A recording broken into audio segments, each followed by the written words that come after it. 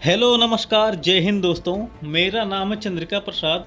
इस वीडियो में हम पढ़ेंगे दोस्तों घटना चक्र की इस किताब के 6वें चैप्टर के बारे में, जिसका नाम है उदारवाद। राजनीति विज्ञान में केवल दो ही विचारधाराएं सबसे प्रमुख हैं, और वह है एक उदारवाद और दूसरा समाजवाद। उदारवाद एक ऐसी विचारधारा है दोस्तों जो शुरू से लेकर अंत तक किसी न किसी रूप में विद्यमान रहती है। यह आदर्शवाद, समाजवाद, फांसीवाद, अराजकतावाद, सर्वाधिकारवाद आदि सभी विचारधाराओं से टकराते हुए आगे बढ़ती है, और आज वर्तमान समय में यह विचारधारा लोकतंत्र में लोक कल्याणकारी राज्य के रूप में अपनी पहचान बनाए हुए है। उदारवाद की अवधारणा, उदारवाद की विशेषताएं, इसके विचारक और उसके समर्थक, सभी चीज़ों को इस किताब में दिए हुए प्रश्नों और उसकी व्याख्या के साथ कवर करेंगे। घटना चक्र बहुत ही अच्छी किताब है दोस्तों। इसमें प्रश्न और उसकी व्याख्या के साथ परीक्षा उपयोगी सारे तथ्य दिए रहते हैं, जो हमारी परीक्षाओं के लिए बहुत जरूरी है। तो चलिए वीडियो शुरू करते हैं। इससे पहले कि आप वीडियो में खो जाएं, इमीडिएटली वीडियो को लाइक और चैनल को सब्सक्राइब कर लीजिए। हमारा चैनल यूट्यूब के उन बेस्ट चैनलों में से एक है जो केवल सामाजिक विज्ञान सब्जेक्ट की तैयारी कराता है दोस्तों। उदारवाद चैप्टर का पहला क्वेश्चन है दोस्तों, उदारवाद निश्चित दर्शन बना कब बना? तो वह है दोस्तों 19वीं शताब्दी में, ऑप्शन नंबर सी। चलिए देखते हैं इसकी व्याख्या। देखिए, 19वीं शताब्दी में उदारवाद को निश्चित दर्शन बनाने का श्रेय जे.एस. मिल, एडम स्मिथ एवं हर्बर्ट स्पेंसर जैसे विचारकों को जाता है। उदारवादी विचारक व्यक्तिगत स्वतंत्रता एवं राज्य की सत्ता को परस्पर विरोधी मानते हैं, और इस कारण वे इस निष्कर्ष पर पहुंचते हैं कि सर्वोत्तम राज्य वह है जो न्यूनतम शासन करे। चलिए बढ़ते हैं अगले क्वेश्चन पर। क्वेश्चन नंबर 2, राज्य की प्रकृति और कार्यों की उदारवादी अवधारणा का सर्वोत्तम प्रतिपादन किसकी रचनाओं में पाया जाता है? तो वह है दोस्तों जॉन लॉक, ऑप्शन नंबर ए। चलिए देखते हैं इसकी व्याख्या। जॉन लॉक को उदारवाद का जनक माना जाता है। उदारवाद के विकास में जॉन लॉक की भूमिका पर प्रकाश डालते हुए एम सेलिगर ने the liberal politics of John Locke में लिखा है, लॉक ऐसा पहला राजनीतिक दार्शनिक था जिसने आधुनिक उदारवाद को चिंतन की विस्तृत और प्रभावशाली पद्धति के रूप में प्रस्तुत किया। लॉक की true treatise on civil government एक ऐसी रचना है जिसमें उदारवादी अवधारणा का सर्वोत्तम प्रतिपादन किया गया है। तो इस प्रकार हमने उदारवाद के जनक जॉन लॉक को पाया, और उसकी कृति है two treatise on civil government. इसको याद रखिएगा, परीक्षा में पूछा जाता है। बढ़ते हैं अगले क्वेश्चन पर।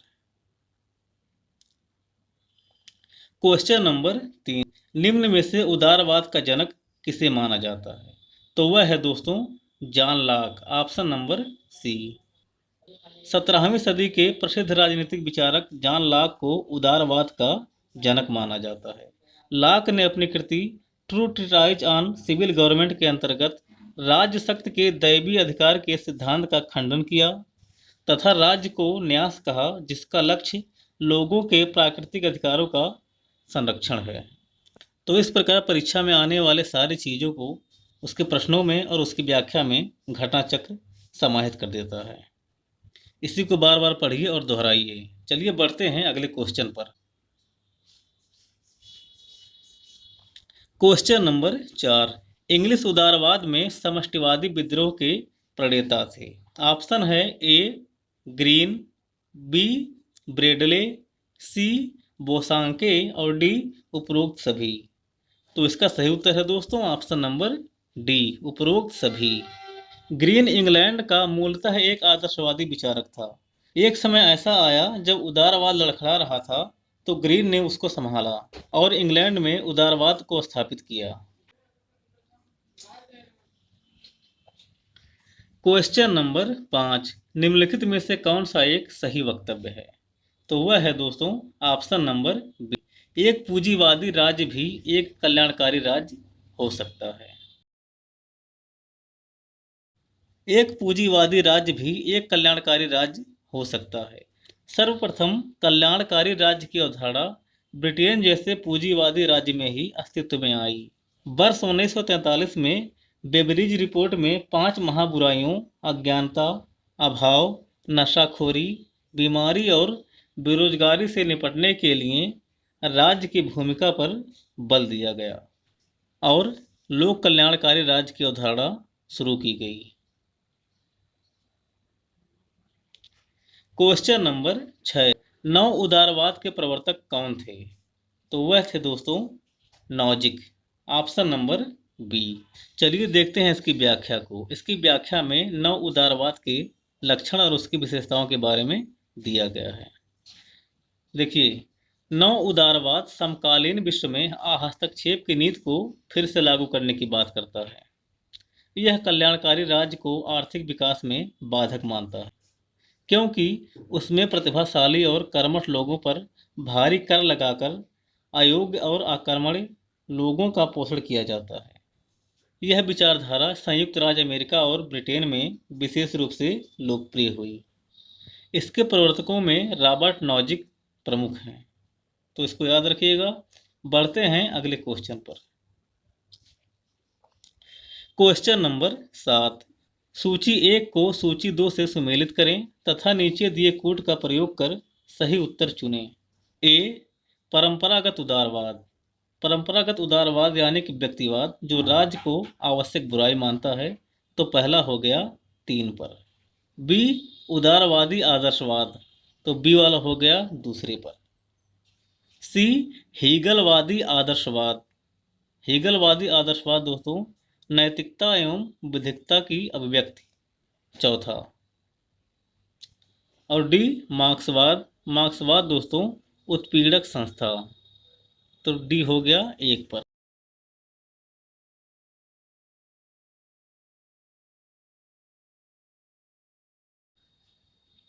परंपरागत उदारवाद आवश्यक बुराई, उदारवादी आदर्शवाद आवश्यक भलाई, हेगलवादी आदर्शवाद नैतिकता एवं विधिकता की अभिव्यक्ति, मार्क्सवाद उत्पीड़क संस्था। यह है सही सुमेलन, इसको याद रखिएगा। बढ़ते हैं अगले क्वेश्चन पर। क्वेश्चन नंबर 8, निम्न में से कौन नव उदारवाद का प्रमुख तर्क नहीं है? निम्न में से कौन नव उदारवाद का प्रमुख तर्क नहीं है? ऑप्शन है ए, बाजार संसाधनों का सर्वोत्तम इस्तेमाल करता है। बी, वर्ण के परास को मजबूत करने के लिए समक्षकार संसाधन व्यक्तियों और समूहों को प्रदान किए जाने चाहिए। सी, एक योजनाबद्ध अर्थव्यवस्था अकुशल और अव्ययी होता है। डी, निजी क्षेत्र के प्रभुत्व वाली किसी अर्थव्यवस्था का उत्पादन और प्रयोग में ज्ञान और प्रौद्योगिकी का विनियोजन अव्यहित और अपेक्षाकृत अधिक प्रभावी होता है। तो इसका सही उत्तर है दोस्तों ऑप्शन नंबर बी। चलिए देखते हैं इसकी व्याख्या। इसकी व्याख्या में दोस्तों नव उदारवाद क्या है, उसके लक्षण और उसकी विशेषताओं के बारे में दिया गया है। इसमें देखिए, नव उदारवाद राज्य के कार्य क्षेत्र को फिर से समेटने के लिए मुक्त बाजारवाद तथा मुक्त बाजार समाज का समर्थन करता है। समकालीन विश्व में नव उदारवाद की प्रेरणा से 3 नीतियों को अपनाया जा रहा है: उदारीकरण, निजीकरण और भूमंडलीकरण।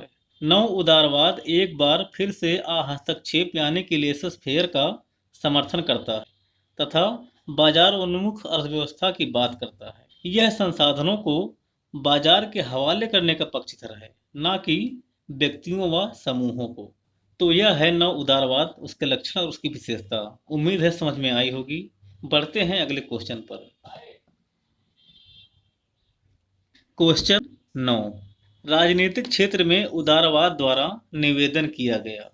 किसके लिए निवेदन किया गया दोस्तों? तो वह है विचार, अभिव्यक्ति, भाषण, लेखन और प्रकाशन की स्वतंत्रता के लिए। Option number C. इसकी व्याख्या में लिखा है दोस्तों, व्यक्तित्व के संपूर्ण विकास के लिए उदारवाद सामाजिक, आर्थिक एवं राजनीतिक क्षेत्र में प्रासंगिक स्वतंत्रताओं की मांग करता है। राजनीतिक क्षेत्र में विचार, अभिव्यक्ति, भाषण, लेखन और प्रकाशन की स्वतंत्रता को उदारवाद अपरिहार्य मानता है, जरूरी मानता है। तो इसको याद रखिएगा। बढ़ते हैं अगले क्वेश्चन पर।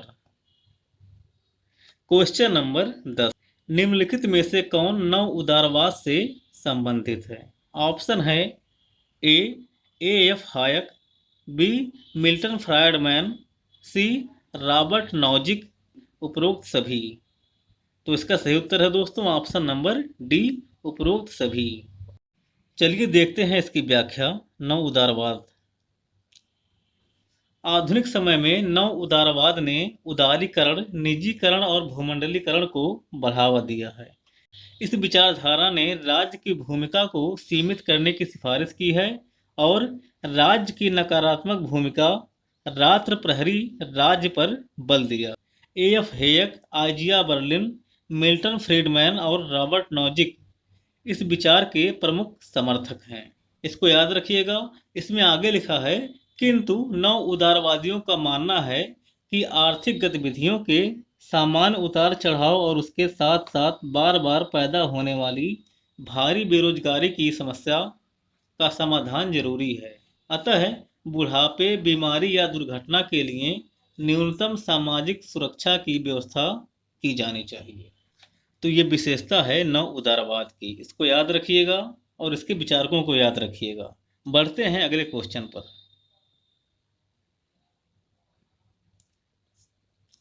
क्वेश्चन नंबर 11 है, अनियंत्रित बाजार आधारित पूंजीवाद का परिणाम होगा कार्यकुशलता, उत्पादन वृद्धि तथा व्यापक संपन्नता। यह विश्वास जुड़ा है, किसके साथ जुड़ा है? तो नव उदारवाद के साथ। ऑप्शन नंबर ए।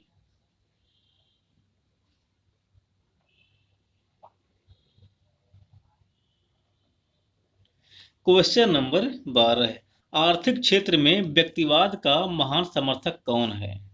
आर्थिक क्षेत्र में व्यक्तिवाद का महान समर्थक कौन है? तो वह है दोस्तों Adam Smith. Option number D.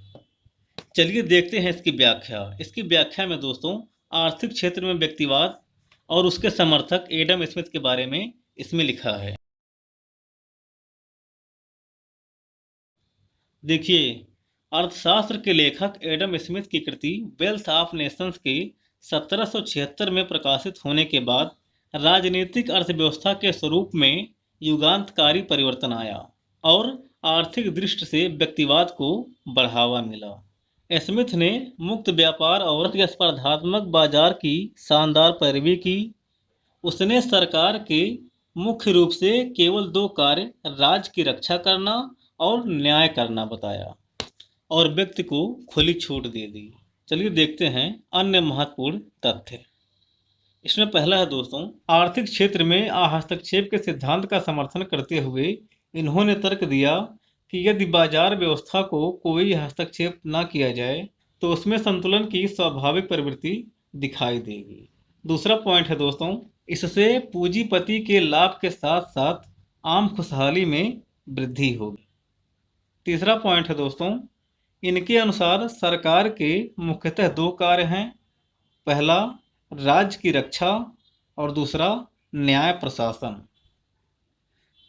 अगला पॉइंट है दोस्तों, इनके अनुसार जब सरकार समाज के भीतर किसी विशेष श्रेणी या समुदाय को विशेषाधिकार प्रदान करके आर्थिक जीवन के विनियमन का प्रयत्न करती है, तब वह न केवल अन्याय और अत्याचार को बढ़ावा देती है बल्कि आर्थिक इष्ट सिद्धि में भी बाधा डालती है। तो इस प्रकार एडम स्मिथ ने उदारवाद को आर्थिक क्षेत्र में लागू करके व्यक्ति को खुली छूट दे दी। इसको याद रखिएगा। बढ़ते हैं अगले क्वेश्चन पर। क्वेश्चन नंबर 13 है, किसने कहा था कि राज्य को आर्थिक मामलों में हस्तक्षेप नहीं करना चाहिए? तो वह था दोस्तों Adam Smith. Option number C. चलिए देखते हैं इसकी व्याख्या।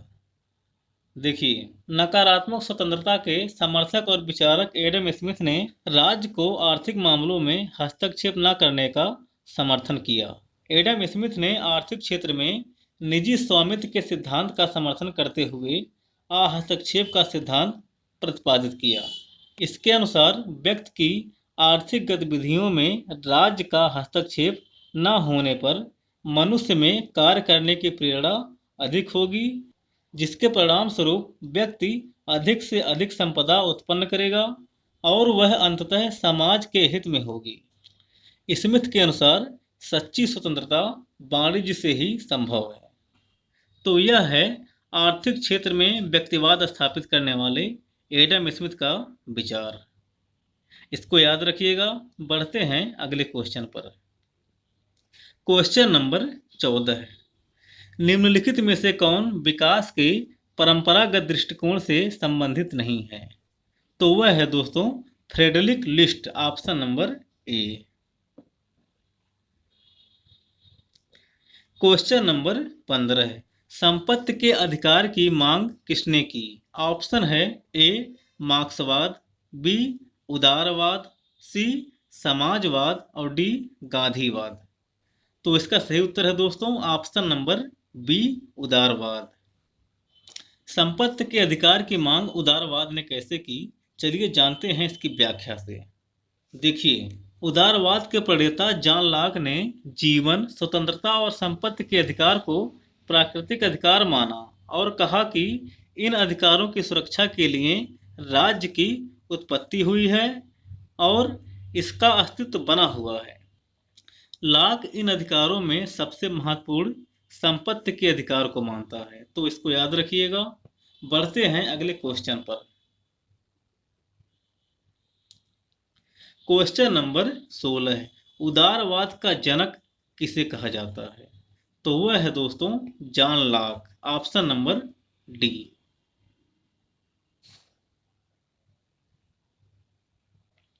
Question number 17। ग्रीन के संपत्ति के संदर्भ में विचार छाप रखते हैं।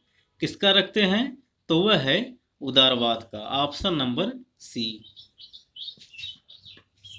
टीएच ग्रीन दोस्तों लोक कल्याणकारी राज्य की अवधारणा के प्रमुख प्रतिपादक हैं। चलिए देखते हैं इसकी व्याख्या को और जानते हैं ग्रीन के उदारवादी विचार क्या हैं। देखिए, राज्य के संबंध में ग्रीन के विचार आदर्शवादी होने के पश्चात भी संपत्ति के संबंध में उनके विचार उदारवादी हैं। अन्य उदारवादी विचारकों की भांति ग्रीन भी संपत्ति के अधिकार को व्यक्ति के विकास के लिए आवश्यक मानते हैं। व्यक्तिवाद या नकारात्मक उदारवाद के विपरीत वह संपत्ति के अधिकार को सामाजिक उत्तरदायित्व के साथ जोड़कर देखते हैं। ग्रीन ने संपत्ति के विषय में जिस रुख को अपनाया उनके उस विचार को सकारात्मक उदारवाद कहा जाता है। उनके अनुसार व्यक्ति को केवल व्यक्ति के नाते कोई अधिकार नहीं मिल जाते, बल्कि इसके लिए समाज की स्वीकृति भी आवश्यक है।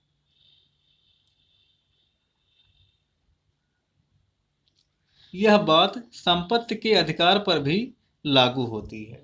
अतः व्यक्ति को संपत्ति का अधिकार ऐसी इच्छा की पूर्ति के लिए दिया जाता है जिसका ध्येय सामाजिक हित है। कहीं ऐसा ना हो कि एक व्यक्ति की स्वतंत्रता दूसरे की विपन्नता का कारण बन जाए। उसने संपत्ति के उसी अधिकार को मान्यता दी है जो सामान्य हित या जन कल्याण पर आधारित हों। ये विचार उदारवादी सिद्धांत को एक नई दिशा में मोड़ देते हैं, जो कल्याणकारी राज्य यानी कि वेलफेयर स्टेट के विचार को बढ़ावा देती है। इसमें हमने पाया दोस्तों कि ग्रीन जो है वह सकारात्मक उदारवाद का पहला समर्थक है। इसके पहले उदारवाद व्यक्ति को खुली छूट दे रखा था, जिसमें कमजोर वर्ग और कमजोर होते जा रहे थे। लेकिन ग्रीन ने सकारात्मक उदारवाद की अवधारणा प्रतिपादित करके लोक कल्याणकारी राज्य की वकालत की, जिससे कमजोर वर्ग भी अपना जीवन गुजार सकें। तो इसको याद रखिएगा। बढ़ते हैं अगले क्वेश्चन पर। Question number 18। नीचे दो वक्तव्य दिए गए हैं, एक को कथन ए और दूसरे को कारण आर कहा गया है। इन वक्तव्यों के संदर्भ में नीचे उल्लेखित कूटों में से सही उत्तर का चयन कीजिए। कथन ए है, सकारात्मक उदारवाद राज्य को करने के लिए कुछ कार्य सौंपता है। कारण आर है दोस्तों, वह संपूर्ण समाज के सामाजिक कल्याण की आवृत्ति का दायित्व राज्य को सौंपता है। तो इसका सही उत्तर है दोस्तों ऑप्शन नंबर ए। ए तथा आर दोनों सही हैं और ए की सही व्याख्या आर करता है। चलिए देखते हैं इसकी व्याख्या। देखिए, सकारात्मक उदारवाद राज्य की भूमिका का विस्तार चाहता है। राज्य की परंपरागत भूमिका पुलिस राज्य के स्थान पर सामाजिक समस्याओं के मामलों में सक्रिय हस्तक्षेप सकारात्मक उदारवाद की विशेषता है। Green, Laski, R.H. टानी, हाब हाउस जैसे विचारक इस धारणा के समर्थक हैं। साथ ही साथ यह भी आवश्यक है कि राज्य उन्हीं मामलों में हस्तक्षेप करे जिनका संबंध सामाजिक कल्याण के कार्यक्रमों से है। व्यक्ति के व्यक्तिगत मामलों में राज्य का हस्तक्षेप अनुचित है।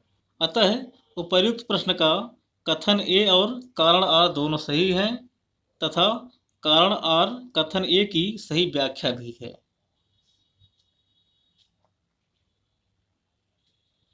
क्वेश्चन नंबर 19, सामाजिक अभियांत्रिकी का सिद्धांत प्रस्तुत करने वाले उदारवादी विचारक हैं।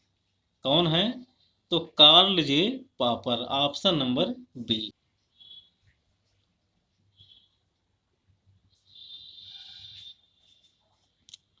क्वेश्चन नंबर 20, निम्नांकित में से कौन एक उदारवाद की मूल मान्यता नहीं है? ऑप्शन है ए, अधिकारों की प्राप्ति राज्य में ही संभव है। बी, राज्य एक मानव निर्मित संस्था है। सी, व्यक्ति साध्य है और राज्य साधन है। डी, राज्य की सत्ता का आधार व्यक्ति की सहमति है। तो इसका सही उत्तर है दोस्तों ऑप्शन नंबर ए, अधिकारों की प्राप्ति राज्य में ही संभव है। उदारवाद के अनुसार यह गलत है क्योंकि अधिकार प्राकृतिक अवस्था में भी थे, जॉन लॉक के अनुसार। क्वेश्चन नंबर 21, एक राजनीतिक सिद्धांत के रूप में उदारवाद दो पृथक तत्वों का मिश्रण है। इसमें से एक है लोकतंत्र और दूसरा व्यक्तिवाद। यह कथन किसका है?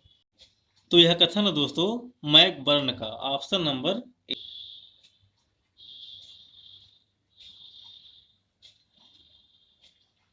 क्वेश्चन नंबर 22, राज्य के बारे में यांत्रिक दृष्टिकोण उत्तरदायी है।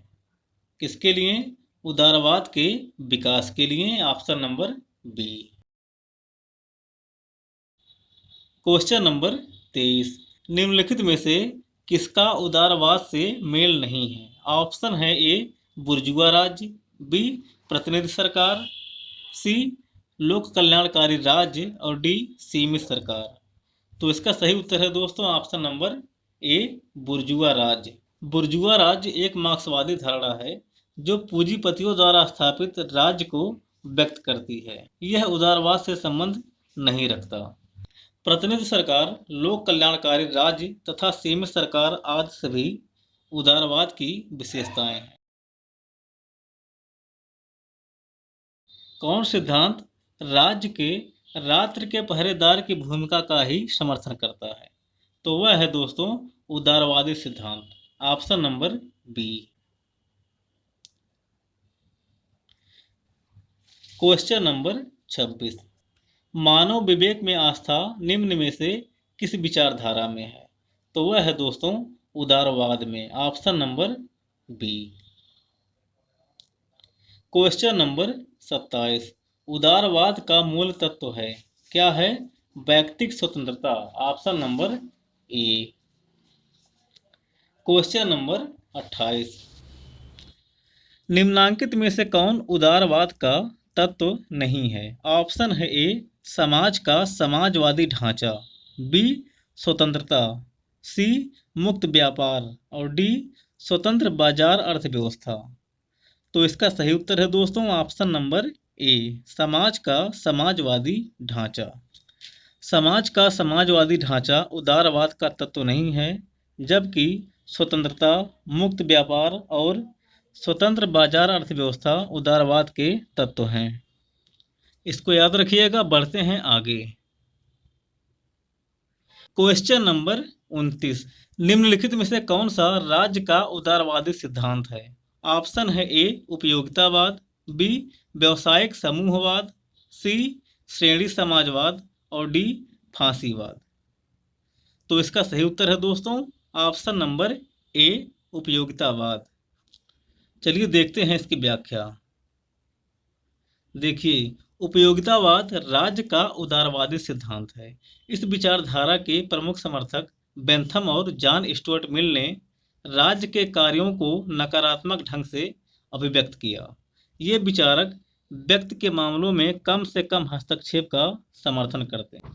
अधिकतम लोगों का अधिकतम सुख उपयोगितावाद का हृदय वाक्य है। राज्य का कार्य इस प्रकार होना चाहिए जिससे अधिकतम लोगों को खुशी प्राप्त हो सके। तो इस प्रकार उपयोगितावाद राज्य का उदारवादी सिद्धांत है। इसको याद रखिएगा। बढ़ते हैं अगले क्वेश्चन पर। Question number 30। कथन ए, सकारात्मक उदारवाद राज्य को कुछ कार्य सौंपता है। और कथन आर है, वह संपूर्ण समाज का सामाजिक कल्याण राज्य को सौंपता है। तो इसका सही उत्तर है दोस्तों ऑप्शन नंबर बी। ए तथा आर दोनों सही हैं तथा आर ए की सही व्याख्या है।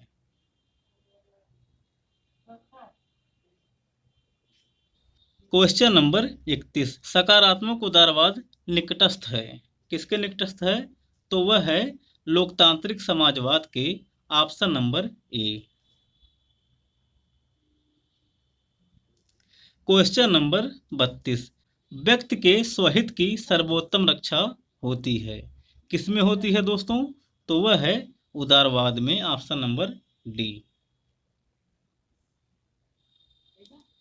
Question number 33। उदारवाद किसका हित चाहता है?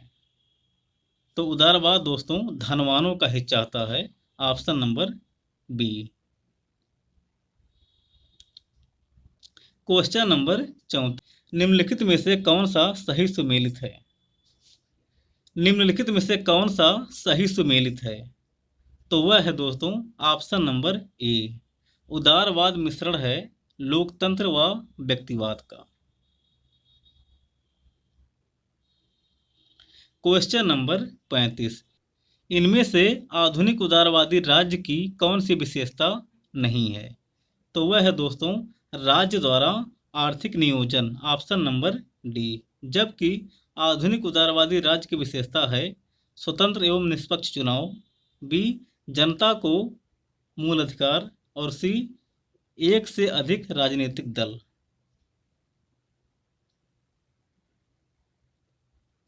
Question number 36। आधुनिक उदारवाद का लक्ष्य है क्या है? समाज के सभी वर्गों के हितों की रक्षा। Option number D. लोक कल्याणकारी राज्य।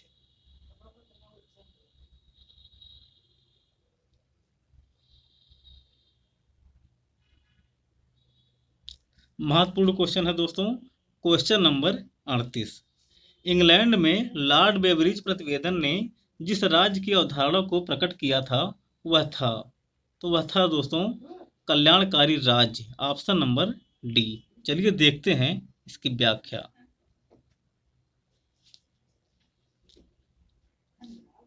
दिसंबर 1942 में इंग्लैंड में आधुनिक कल्याणकारी राज्य की अवधारणा लॉर्ड विलियम बेवरिज प्रतिवेदन के माध्यम से प्रस्तुत की गई।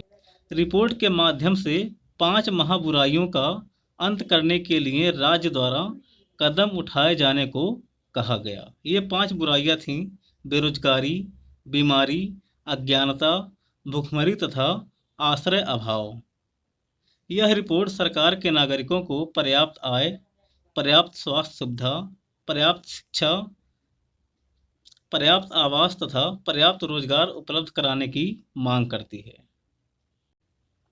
तो इसको याद रखिएगा। आधुनिक कल्याणकारी राज्य की अवधारणा बेवरिज प्रतिवेदन से शुरू होती है। Question number 49। कल्याणकारी सिद्धांत विश्वास करता है कि राज्य एक माध्यम है। Option number C. Question number 40। निम्न में से कौन यह जानता है कि आधुनिक उदारवादी प्रजातांत्रिक राज्य एक औद्योगिक राज्य बन गया है? तो वह है दोस्तों गैलब्रेथ। ऑप्शन नंबर ए।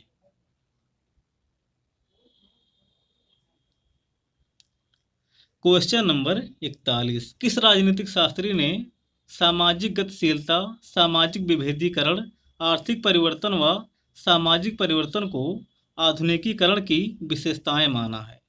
तो वह है दोस्तों S N Eisenstadt, option number A. Question number 42, हस्तक्षेप की नीति किसकी विशेषता है? तो वह है दोस्तों नकारात्मक उदार यानी कि व्यक्तिवाद की, option number D. Question number 43, लोक कल्याणकारी राज्य आवश्यक रूप से संश्लेषण है, किसका है? उदारवाद और समाजवाद का, option number C. Question number 44, किसने कहा है कि कल्याणकारी राज्य वह राज्य है जो अपने नागरिकों के लिए व्यापक समाज सेवाओं की व्यवस्था करता है? तो वह है दोस्तों TW Kant, option number D. यह बहुत ही महत्वपूर्ण कथन है दोस्तों, इसको याद रखिएगा। बढ़ते हैं अगले क्वेश्चन पर। क्वेश्चन नंबर 45, निम्नलिखित में से कौन कल्याणकारी राज्य का समर्थक था? तो वह थे दोस्तों Jawaharlal Nehru, option number C.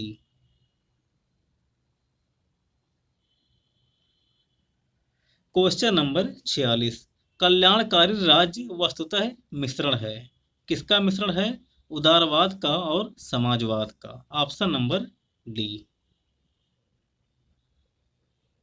Question number 47, कल्याणकारी राज्य वस्तुतः मिश्रण है, उदारवाद और समाजवाद का, option number B. Question number 48, लोक कल्याणकारी राज्य अनिवार्यतः एक संश्लेषण है, किसका है? तो उदारवाद और समाजवाद का, ऑप्शन नंबर ए।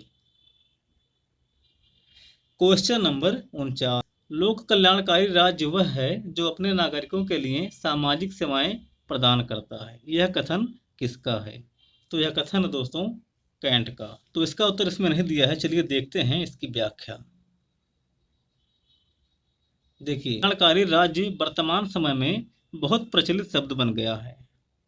आज प्रत्येक राज्य अपने आप को कल्याणकारी राज्य के रूप में घोषित करता है। कल्याणकारी राज्य की परिभाषा करते हुए TW केंट ने कहा है कि कल्याणकारी राज्य वह है जो अपने नागरिकों के लिए दूरगामी सामाजिक सेवाओं की व्यवस्था करता है। तो इसको याद रखिएगा। बढ़ते हैं अगले क्वेश्चन पर। क्वेश्चन नंबर 50, फ्रांसिस फुकुयामा के अनुसार पश्चिमी उदारवाद की निर्णायक विजय हो गई है, ऑप्शन नंबर ए।